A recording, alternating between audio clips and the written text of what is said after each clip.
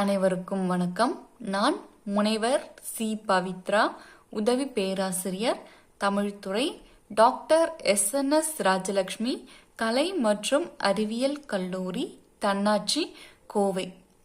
சென்ற காணொளியில் புதுக்கவிதையின் தோற்றமும் வளர்ச்சியும் என்னும் இலக்கிய வரலாறு கட்டுரையிலிருந்து புதுக்கவிதையின் பாடுபொருள் குறித்து கண்டோம்.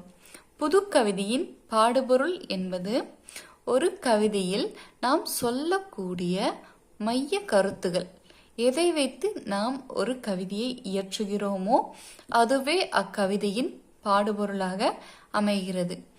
அந்த வகையில் தற்காலத்தில் புதுக்கவிதையின் பாடுபொருளாக நம் சமூகத்தில் சமகாலத்தில் நிகழக்கூடிய அத்துணை நிகழ்வுகளும் பாடுபொருளாக அமைவதை நாம் காண முடிகிறது.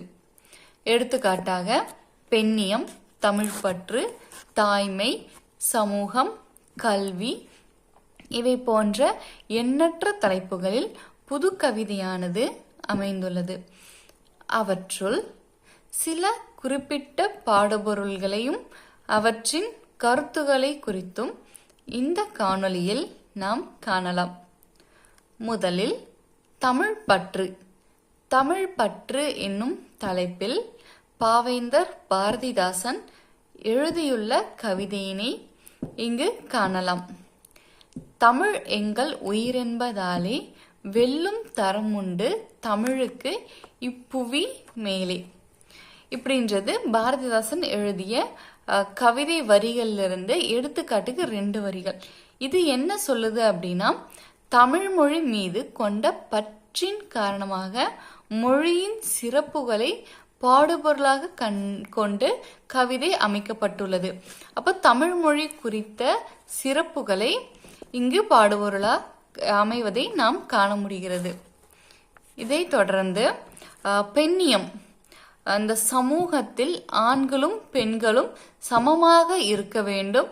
ஆனால் ஆண்களில் சிலரோ பெண்களின் மன உணர்வை மதிக்காமல் அவர்களை ஒடுக்கி வைக்கவே நினைக்கின்றனர்.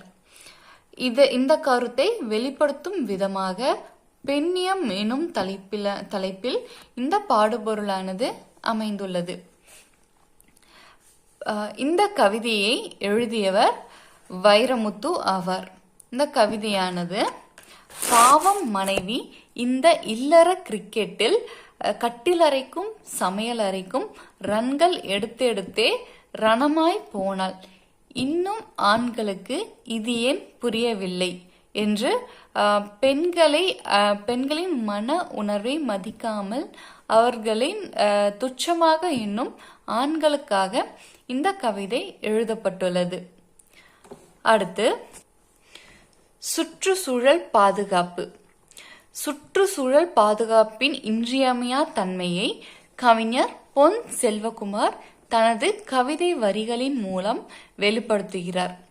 சுவாச காற்றை நோய் காற்றாக மாறும்போது செயற்கை சுவாசமும் ஏது, நம்மை காக்கும் காற்றை நாம் காப்பாற்றாவிட்டால் வேறு யாரு காப்பது அப்படின்னு காற்றின் இன்றியமையாமை குறித்து, அதை பாதுகாக்க வேண்டியதின் அவசியம் குறித்து பா. விஜய் குறிப்பிட்டுள்ளார். இதை தொடர்ந்து இது போன்ற பல்வேறு தலைப்புகளில் புதுக்கவிதையின் பாடுபொருளானது அமைந்து காணப்படுகிறது. இத்தகைய பாடுபொருள்களை அமைத்து புதுக்கவிதையினை எழுதுவதன் மூலம் நம் சமூகத்தில் உள்ள மக்களிடையே ஒரு விழிப்புணர்வை ஏற்படுத்த முடியும். அத்தகைய நம்பிக்கையில் மிகப்பெரிய கருத்தினை சுருக்கி கவிதை வரிகளில் இன்று புதுக்கவிதையாக கொடுக்கப்படுகிறது. புதுக்கவிதையின் பாடுபொருள் குறித்தும் அது சமூகத்தில் ஏற்படுத்தக்கூடிய ஒரு தாக்கத்தை குறித்தும் இந்த காணொளியில் கண்டோம்.